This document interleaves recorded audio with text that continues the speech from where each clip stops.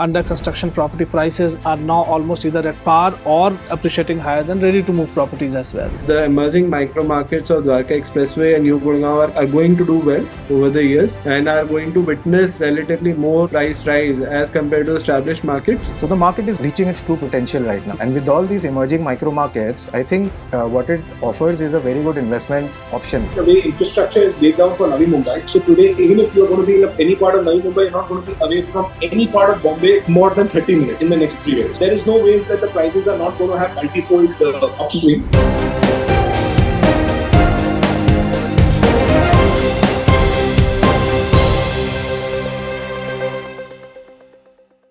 Indian real estate market has been nothing short of a fairy tale of sorts in the recent times. There has been massive spurt in demand, supply, prices. All dynamics of real estate have been moving northwards for quite some time now, especially post-pandemic.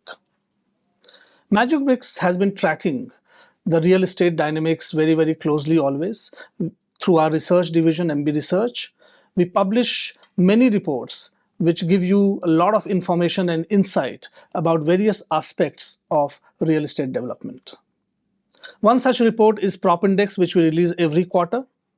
And this year's PropIndex report, this quarter's PropIndex report is indicating some very, very interesting turn of events in real estate market. Today, we are going to look at what are those interesting pointers that are coming out of PropIndex report. And we're going to have a discussion around those pointers.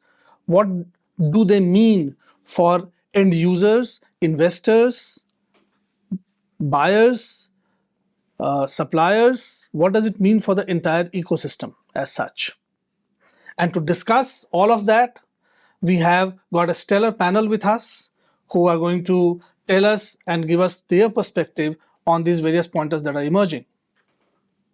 Namaskar, I'm Prasun Kumar and you're watching this episode of the Property Show on MBTV, world's largest real estate online channel. To discuss this PropIndex report, we have got Mr. Abhishek Badra, who's head of MB Research. He'll give us insights around what PropIndex report is throwing us. And we have got Mr. Mayank Jain, who is CEO at Kariwa Gurugram. It's a luxury real estate developer. And we have got Mr. Parth Mehta, who is CMD and Chief Mentoring Officer at Paradigm Realty of Mumbai, which is a prominent player in the MMR region and various suburban real estate markets there.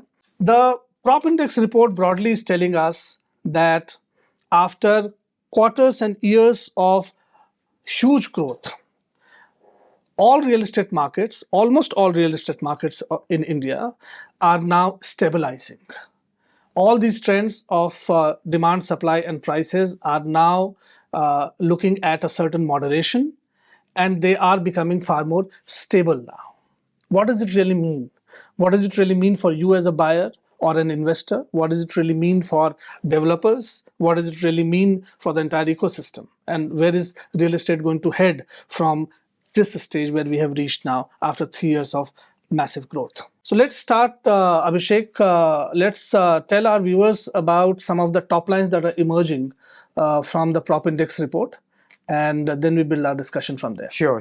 Thanks, Prasun, and hi everyone.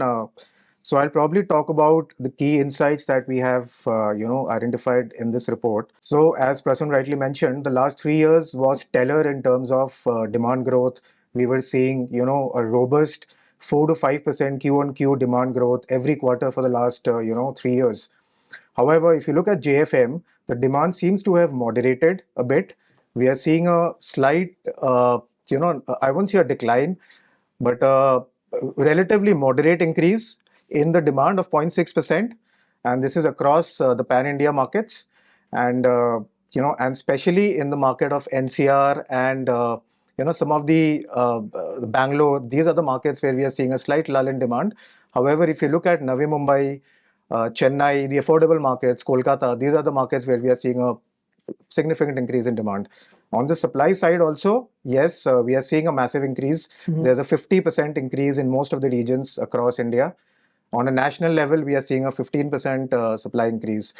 On a pricing level, we are seeing a 2.8% QOQ increase, which I think augurs well for the market right now because it's overheated. And what this also means is over the medium to long term, we are seeing a stability, indicated by these numbers, which could arise out of the current scenario, right?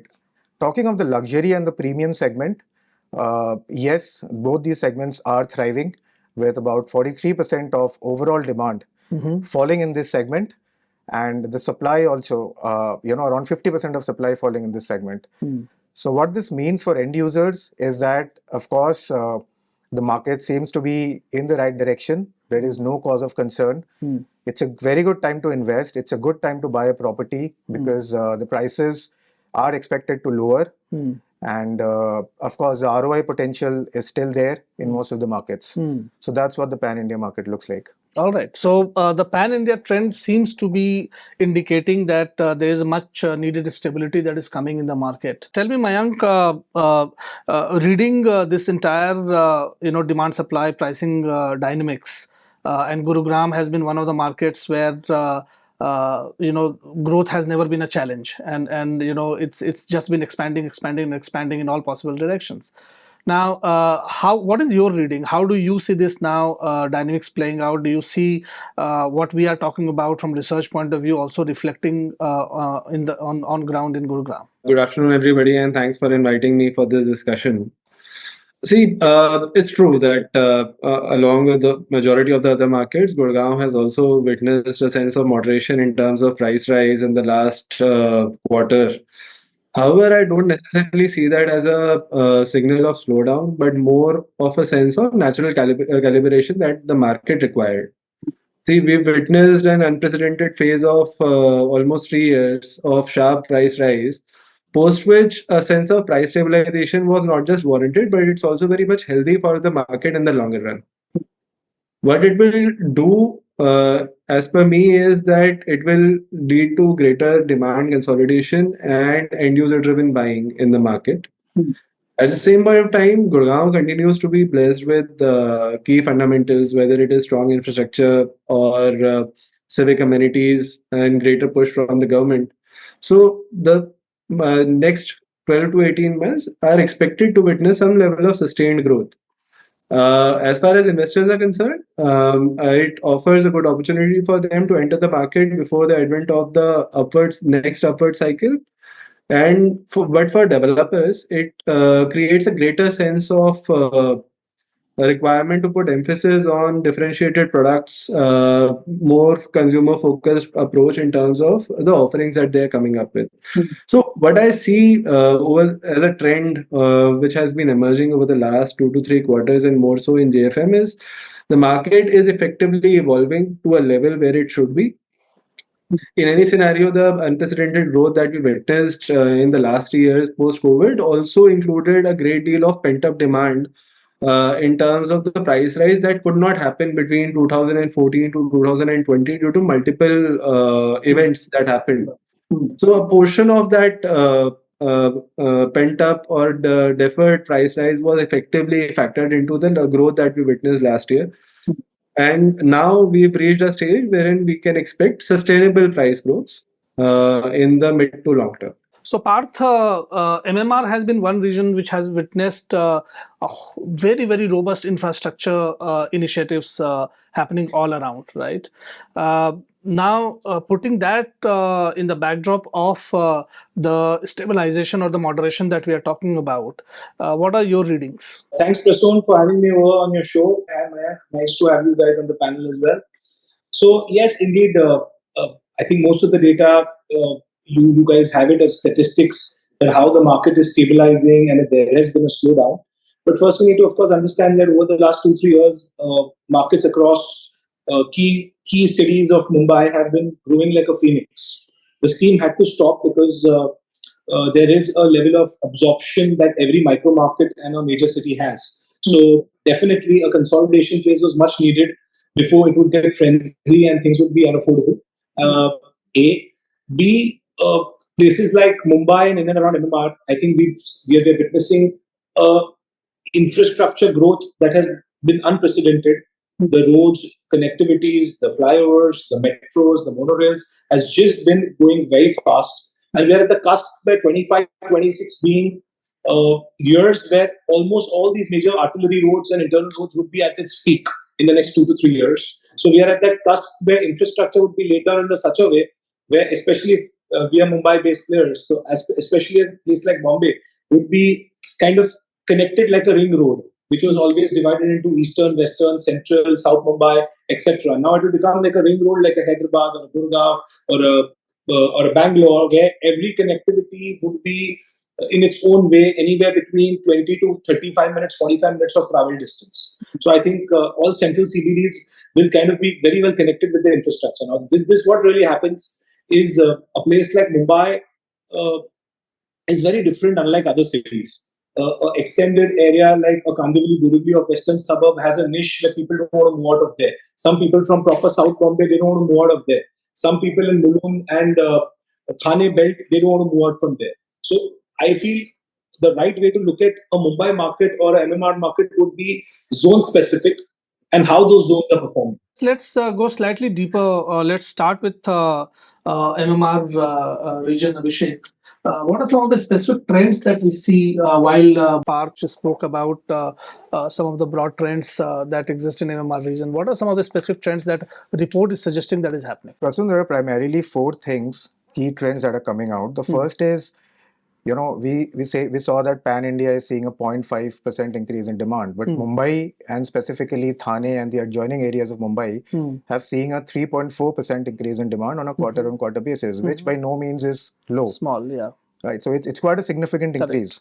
So if I look at the stabilization or the slowdown, that's clearly not happening in MMR right now. So MMR is clearly on the way up. The second key trend that I'm seeing is the supply increase is not very significant. I mean, we are not seeing, an unsold inventory overhang or something of that sort. So the data says that we have just about had a 10% increase in overall supply over the last 1 year in Mumbai. What that means is, while there is demand, the units are also getting absorbed, right? So there is no overhang, which is currently there in the market. The third obvious trend, which is there, is the luxury segment, which is clearly thriving. More than 50% of supply, 43% of demand lies in the segment above 3 crore. Saying that, we are also seeing a slight uptick in the BHK thing, because Mumbai is one city where 2 BHKs and 1 BHKs seem to be, the staple, the stable and the clear winner in terms of configuration-wise demand. So that is still there. The lower configuration units are still there in demand. The fourth key trend that I'm seeing is some of the emerging micro markets, Kandivali, Malad, Goregaon, and beyond Mira Road. These are some of the key micro markets where we are seeing massive supply and construction happening. So these are some of the key trends which are. So let me take this to Parth. Parth, part of Mumbai is, we are going to discuss what could be the growth trigger in a stable market then, right? Part of the Mumbai is going to grow because of redevelopment, right? Because there are no other land parcels available, and redevelopment is going to trigger a lot of new supply and therefore resultant demand. But Mumbai is also, expanding leaps and bounds in all possible directions up north, right? So you now have Mumbai 3.0 coming. You have areas around Navi Mumbai Airport, Uran, and all those areas which are now going to be, discussed as the next, next big destination for expansion of Mumbai, along with infrastructure. According to you, what are some of these large residential pockets that are now likely to emerge, which potential buyers or buyers from 2 to 3 years from now can potentially look at from an investment point of view? So again, like I said, that I'll break up into two parts your question. First part is, which are the micro markets which I feel that there are going to be a substantial upside because of the infrastructure boom, or maybe a sheer influx of connectivity or closer proximity to CBD. So I feel an upside potential is in location like a Chembur, where I feel it is so well connected and it's always been undermined in terms of the price it should command. Because a South Bombay being 20 minutes, Worli being 20-25 minutes, a BKC being 10 minutes, which is all upward of 50,000, 70,000, 80,000 a square feet. And still Chembur is doing 20 to 30,000 rupees a square feet, 25 to 35,000 rupees a square feet. So there, I feel with the sheer connectivity and its location and its rich heritage, I think that's one pocket where I see significant appreciation, where a lot of mid and large players like us have been doing gated communities of 3 to 4 acres with all world-class amenities and facilities, and giving a kind of investor a right product to get an exit, as well as in case they need to keep it as an end use, give them all the possible in terms of functional amenities and alignment of interest to stay and be motivated to move their residents. Similarly, I look at another prominent location like Kandivali, Borivali Western Suburb Belt, because this is predominantly Gujarati, Marwadi dominated area, which are all business communities. So that's basically in Bombay. There are 4 places which have those premiums happening. One is Walkeshwar, South Bombay. Second is Juhu, Vile Parle, and JVPD. And third being Kandivali, Borivali. These are the locations where major business communities kind of reside in western suburbs, and they want to be in that area where they're born and bred, and they have the local touch and feel. So they don't want to move out, even if they have the highest budgets. They don't want to move out of that micro market and go away to a Worli or a South Bombay or Bandra. So if a good gated community comes out in these locations, the absorption, irrespective of a sluggish market, is very high. So prices in areas like Borivali, Kandivali goes as high as 50 to 60, 65,000 rupees a square feet also, which is at par with other rich suburbs of Mumbai. So this is some location where if we get projects which are between 25 and 35,000 rupees a square feet, I think the potential upside for good gated communities, quality development, great planning, A+ locations are definitely going to go up. How do you see then Navi Mumbai and beyond areas now, coming up, especially with the new airport coming? Yeah, so like I said, Mumbai is the first part I would like to address. Now, Navi Mumbai, I would like to put some light, is the way the sheer infrastructure landscape has been laid out for Navi Mumbai, and now so-called Mumbai 3.0, which is the vision of our Chief Minister Shri Devendra Fadnavis ji, and there how the new airport has also been announced. So I think the entire belt from Navi Mumbai to in and around areas like Karjat, Khopoli, Khalapur, areas like Panvel, these areas I think have some great opportunities for investment. A, B, these are the locations where the entry point can be for as low as 50 lakh rupee, 40 lakh rupee, 30 lakh rupee, which people in Mumbai don't have that kind of entry point. The entry point in Mumbai is anywhere between 95 lakhs to 1 crore, anywhere in extended suburb, nothing below that. So if someone who has a budget of 30, 40 lakhs and has a kind of a vision for next 5 years as an investment outlay, they can definitely outbeat inflation, make money, and get a return which will be better than, according to me, a kind of a stock market return. Number one. Number two is also, again, the way infrastructure is laid down for Navi Mumbai. So today, even if you're going to be in any part of Navi Mumbai, you're not going to be away from any part of Bombay more than 30 minutes in the next 3 years. So there is no ways that the prices are not going to have multifold upswing. Plus, once the airport entirely moves to Navi Mumbai, that is, all the commercial passenger flights are going to move in there. So definitely the entire business setup, industries, areas like BKC and Lower Parel of Mumbai are going to be set up there, which is going to again have a huge influx of terms of employment and absorption. So we are very, very bullish on Mumbai 2.2 and Mumbai 3.2. Wonderful. And this is interesting, how infrastructure is going to play this massive role, because if every part of city is going to be accessible in 30 to 40 minutes from any other part of the city, that brings up a completely new, dimension and dynamics. I'll take this to, Mayank as well. Mayank, just like what Parth has been saying about MMR, Delhi NCR is witnessing a similar trend of sorts. Where, for example, in Gurugram, now the southern peripheral, road, or towards the Noida side, the entire Yamuna Expressway, and the entire connectivity, the way it is developing. How do you see this now playing a big role in terms of growth of potential new residential areas that, buyers can look forward to? The way NCR is shaping up, it's effectively, you can segregate the current, if you want to talk about Gurgaon, the Gurgaon is effectively segregated into 3 key markets. One is the established Gurgaon, so to say, which is south of NH8, which includes micro markets like your MG Road, Golf Course Road extension, and to an extent now SPR as well. Now, the second market and the current blue-eyed boy of the NCR real estate story of the last 3 to 4 years is Dwarka Expressway. And the third segment is New Gurgaon. So all these three markets have been witnessing different levels of trends in terms of price rise as well as supply over the last 3 to 4 years. So what we've been witnessing is that a great deal of aspirational home buyers or the first time home buyers are flocking to buy a space in the new Gurgaon and the Dwarka Expressway market because the ticket sizes in these two markets are anything between 2 to 4 crores ideally, which effectively suits the purchasing power of a aspirational home buyer. While on the other hand, the customers who are effectively looking at real estate as a matter of prestige buy are effectively looking at markets towards the south of NH8, which primarily includes Golf Course Road and Golf Course Road Extension, as a sense of replacement of their existing holdings in key micro markets of South Delhi and Central Delhi in search of better amenities and services and infrastructure. So these are the basic aspects that we've been witnessing.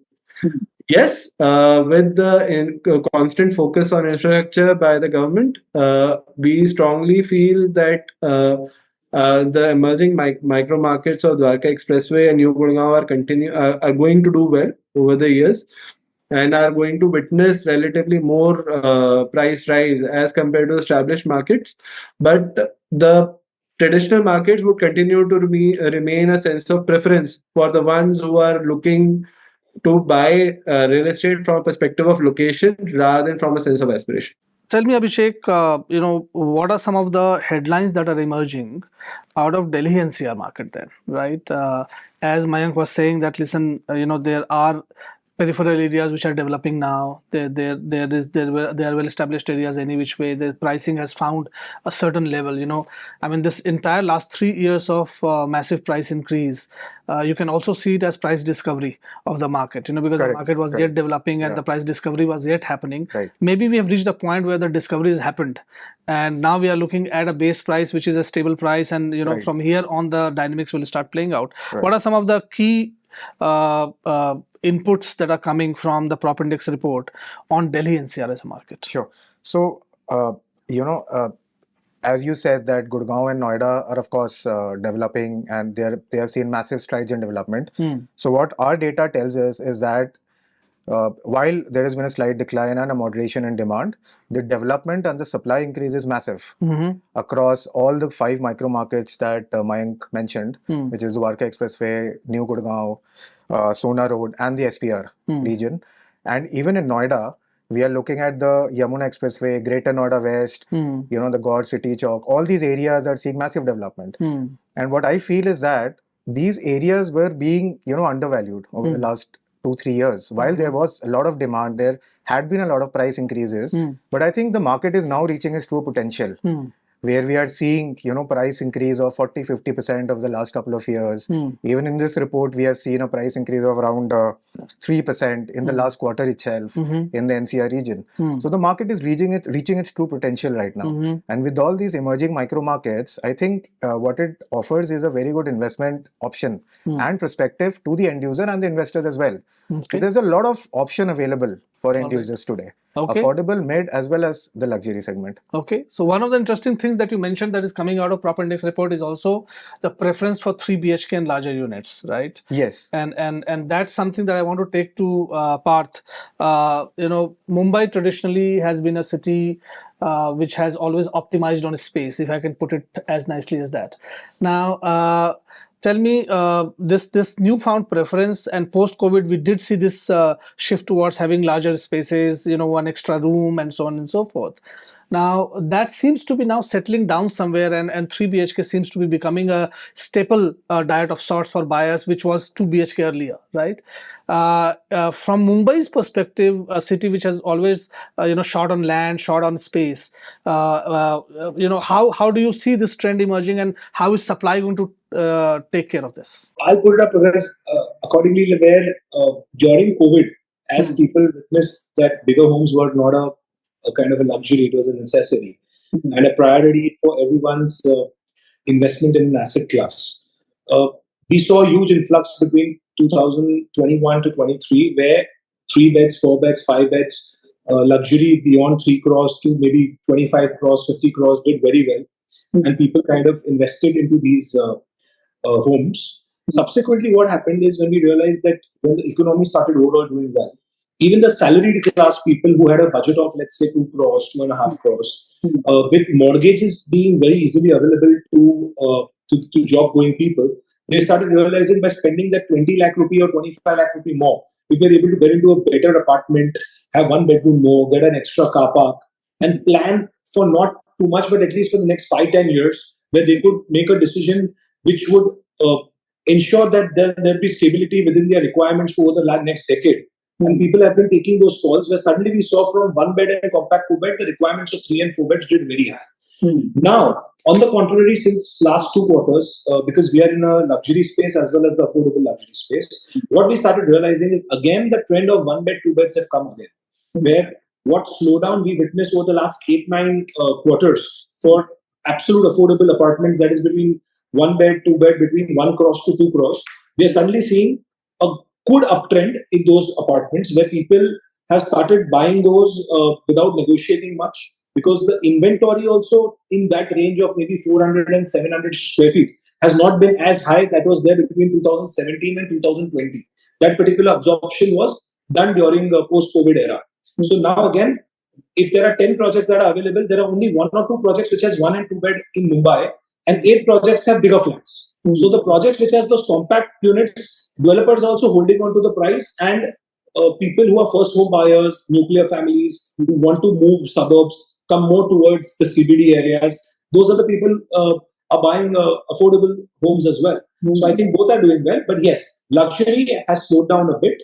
And I think when the economy is a little uncertain, there are demographic issues because of US and other countries as well, which plays a part on Indian economy also in a small way. I feel units which are between 1 to 2 crores should do very well for the next at least 4 quarters. In Mumbai specifically, Path says that listen, there are each pocket, each micro market of Mumbai has its own pricing dynamics, right? And that continues to play. There's something interesting though happening in Delhi NCR, where Gurugram till a point of time was always at the higher end as far as the commanding price was concerned, and Noida was more affordable. Noida was more kind of towards the mid to lower end. But last couple of years has seen Noida almost catching up with Gurugram in terms of pricing. Today the prices on Noida Expressway are probably in similar range to a lot of micro markets of Gurugram, right? If this parity comes, and this is the way the growth happens, do you think with spurt of activity happening around Noida and Yamuna Expressway and everything else, will demand in Gurugram will get impacted because of this? I don't necessarily see it that way.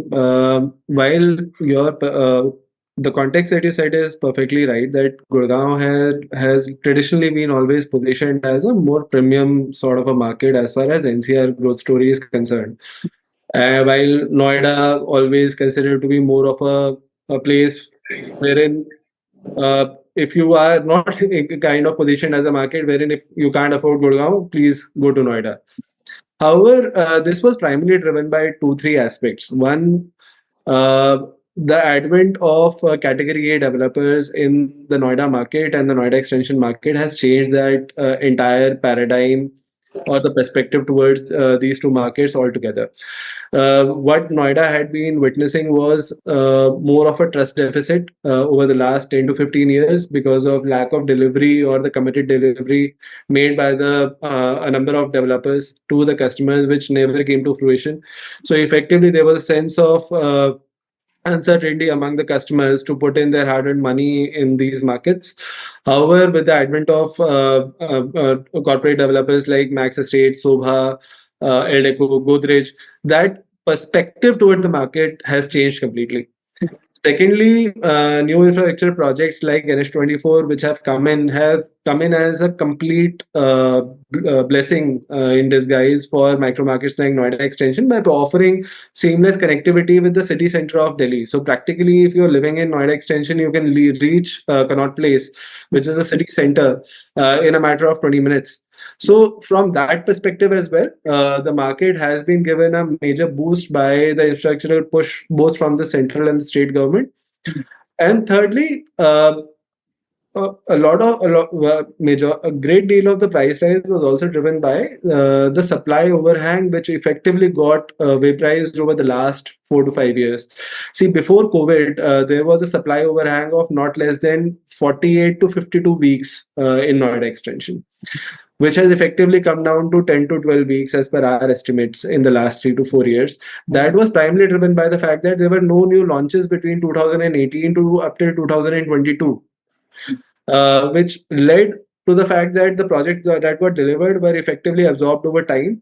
And the new projects that have come in have been by one of the more prominent developers, which has effectively instilled the trust amongst the customers, which has given a boost to the market. However, putting them as a competition to Gurgaon itself, I don't necessarily see it that way, because see, customers are becoming increasingly smart. With a greater level of transparency being added to the industry, they effectively understand as to what effectively he or she needs in terms of their day-to-day requirements, depending upon their place of work, their social community, their place of residence. So a lot of factors do come into play in terms of making a purchase decision. And at the same point of time, each micro market in these larger cities itself effectively cater to a different customer segment altogether.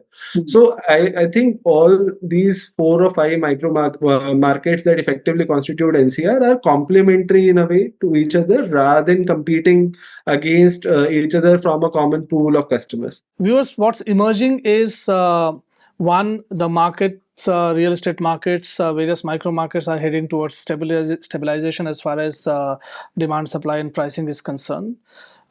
Two, this is the right time to enter the market, probably because you are looking at a stable environment now. Three, do your homework well, take meaningful and well-informed decisions for yourself when you are entering. Four, there's a lot of new supply that is coming up across multiple micro markets in every market. These new supplies is something is going to spur the future growth of these micro markets as well. In fact, one interesting data point is that under construction property prices are now almost either at par or appreciating higher than ready to move properties as well. Well, that's for some other show. But for now, thank you very much for joining us. Thanks a lot, Parth and Mayank, for this very enriching discussion for our viewers. And thank you, and we'll keep coming back to you with meaningful and informative shows like this. Keep watching MBTV. Thank you.